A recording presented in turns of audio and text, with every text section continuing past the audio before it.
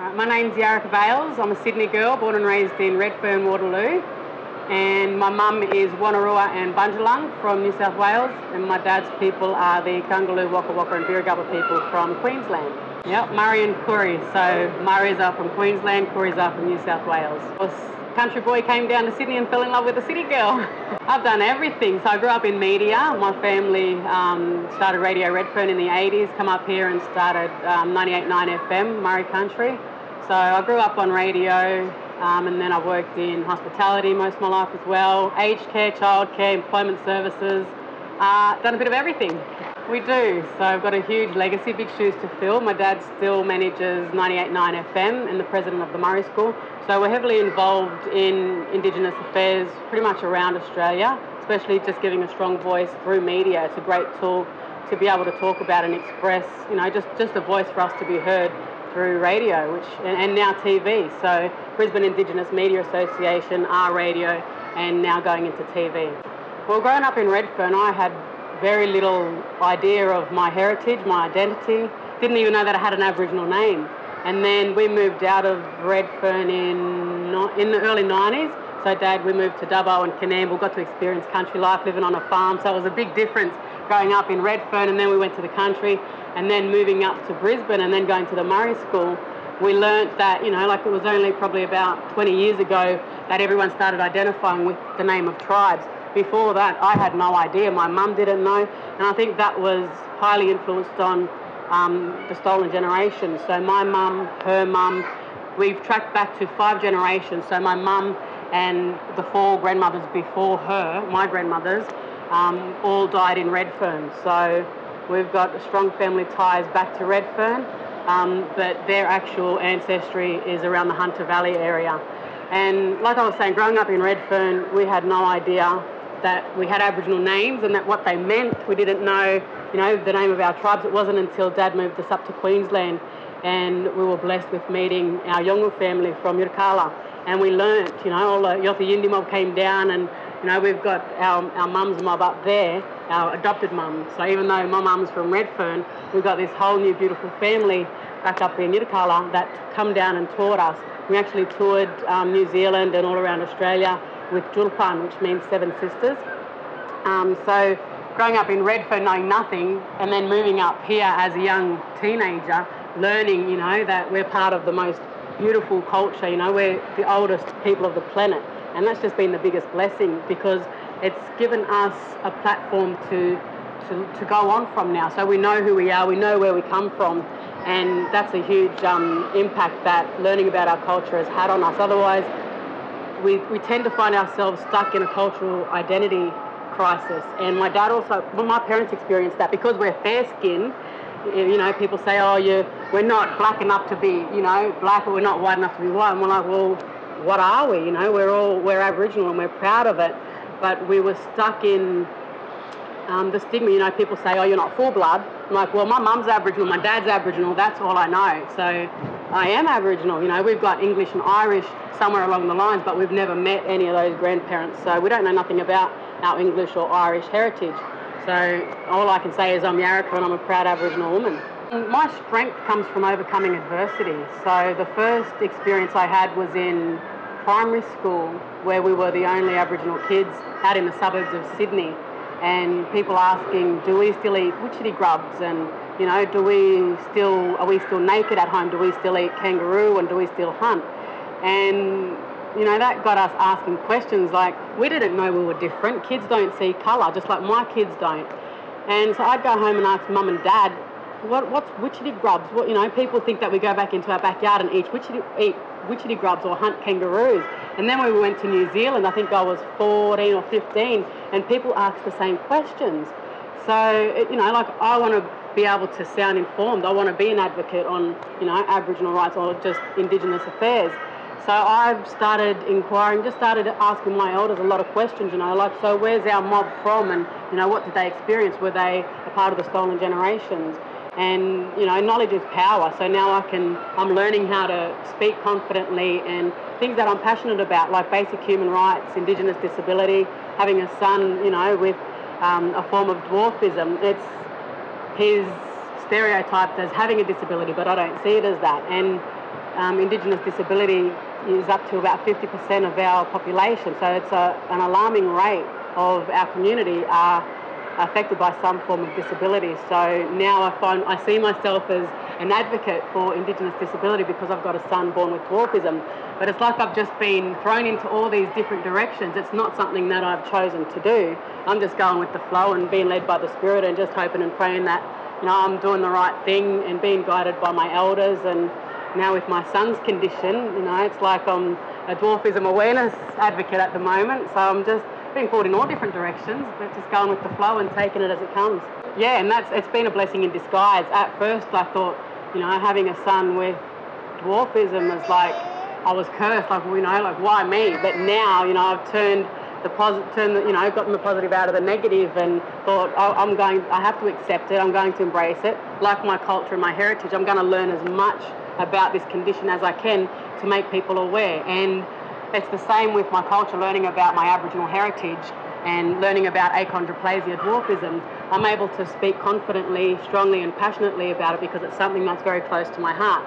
So now I find myself advocating, you know, for other people with dwarfism and, you know, just Indigenous women's rights as well. So I do a lot of workshops mentoring other young Indigenous women who are struggling to overcome a lot of the things that I've overcome, like domestic violence, drug and alcohol abuse, homelessness, just struggling as a single parent, you know, like on welfare, unable to work full-time now because being a full-time carer for my son, you know, that's a full-time job in itself. So that's where my strength comes from, like I said before, overcoming adversity. And we've always been subject to racism, even though we're not dark-skinned. I thought, well, wow, like, you know, people, like teachers have even said to us, you don't honestly identify with being Aboriginal, do you? You could pass as being, you know, Islander or anything else. And then we get, oh, are you Aboriginal? Wow, I'd never guess it. You're too pretty to be Aboriginal. And people think they're paying you a compliment. So to turn that around and try and educate others is now, you know, a huge thing for me, because just to live life with an open heart and an open mind, you know, instead of taking it as a negative, that's a great opportunity for us to educate people about our culture. You know, by just saying, look, we're the oldest people of the planet. What is there not to be proud of? I am the proudest person. That's a huge blessing for me to be able to say that, you know, and I've got a huge family, a huge community that have backed us up and supported us through our whole journey. And, you know, what's there not to be proud of? I've drawn strength from my elders and my community. I've been blessed with, you know, strong family members who are very politically active in our community and advocate for Aboriginal rights or basic human rights. So my parents, my mum's passed, then both my grandmothers are passed, and my grandfather. So all I've got now is my dad.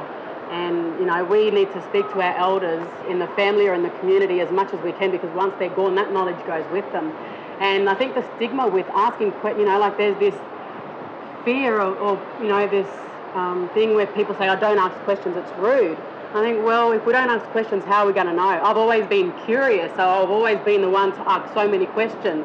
And you've got to just break down that stigma, you know, like when people say don't ask questions, it's rude.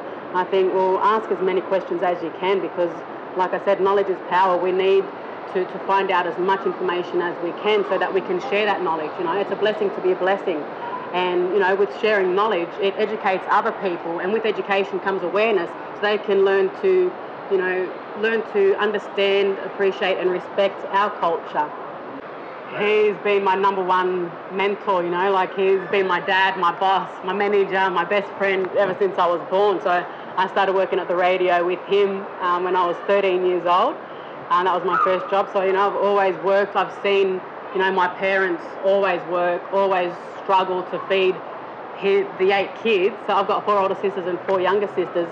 And we've got a very big extended family as well. And I've seen my parents provide for, you know, my siblings as well as other people that, you know, had no families. So just seeing that strong family connection and the strong family values that they have, I see myself now repeating, you know, the morals that my parents instilled in us just by, and that's Aboriginal culture. It's all about sharing and caring. It's the one thing that we learnt as children, you know. Respect is very big in our culture. We respect ourselves and respect our elders and everyone else. So having a very strong politically active father has been, he's given me a voice and someone to to turn to go to for advice.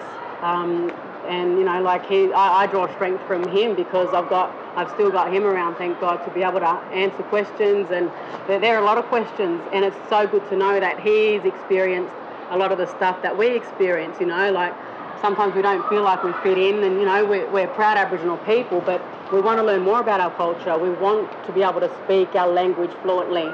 You know, we want to be able to learn our song and dance from our mother's country and from our father's country. But unfortunately, there's not a lot of family history from down south, being raised in Sydney and having my great-grandmothers all removed and, you know, stolen generation, as well as my dad growing up on the Dawson River with very little formal education. But seeing him now grow into such an influential, you know, he's a very humble man, so he's achieved a lot, but he's still quite humble, and we need to respect his privacy with his issues that he's going through at the moment, you know, and he still remains strong. He still gets up every morning, puts a brave face on, and just to see him still fighting a good fight, like I just think, wow, if he can do it, I can do it, you know, like he's got such a powerful testimony. So I've got big shoes to fill, and having a dad like that, as well as his mum and, you know, like the parents and grandparents before me, I've really got no excuse to, you know, I refuse to lose. I've got big shoes to fill. I've got a huge legacy to carry on. So drawing strength from my parents, my grandparents and my ancestors is what's going to get us through. I think culturally there's men's business and women's business, two totally different things. So it's like I can only relate that to my story speaking as a parent of a child with achondroplasia. I can't speak on behalf of the whole dwarfism community because I don't have dwarfism. I'm speaking as a parent of a child with a form of dwarfism. So a man can't speak on women's rights because they don't know what we go through. And I would never get up and say, this is what it's like for an Aboriginal man. You know, I can only relate it to my father's story or my son's father's story. You know, I can relate to other Aboriginal men because I've seen them go through a lot of the similar struggles especially with my son's father, being a fatherless child, growing up in foster homes, you know, the abuse, and then turning towards drugs and alcohol to ease the pain. That's such a common story for Indigenous men. And people, it's like an epidemic now, the fatherless child syndrome, and it's got such severe effects. It's having a huge impact on society today. Indigenous affairs in general is something that I'm very passionate about. Although I don't have a strong politically active voice, I find myself being more humble, and I think a lot of politically active people in the Indigenous community today are coming from a place of anger, and that's totally understandable for what we've been through since 1788 with the arrival, and the impact of colonisation has had a huge effect on our people.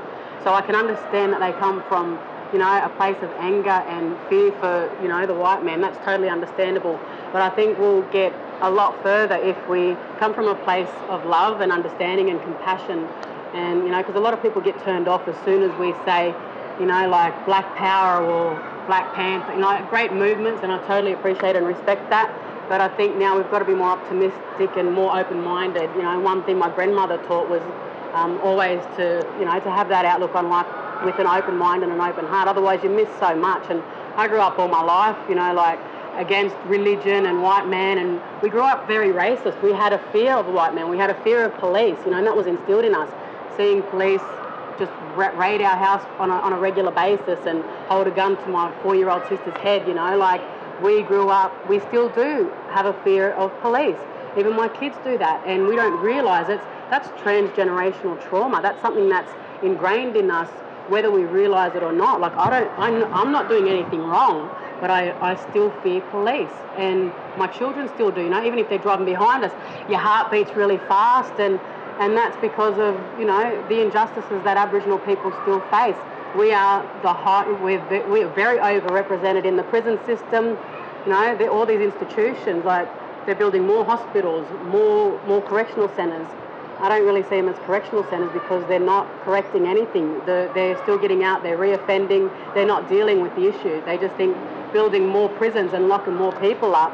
We make up under 3% of the population, yet we're our rates in the prison system is just ridiculous. We're a minority, but we're the majority of the population in prison system. It's ridiculous.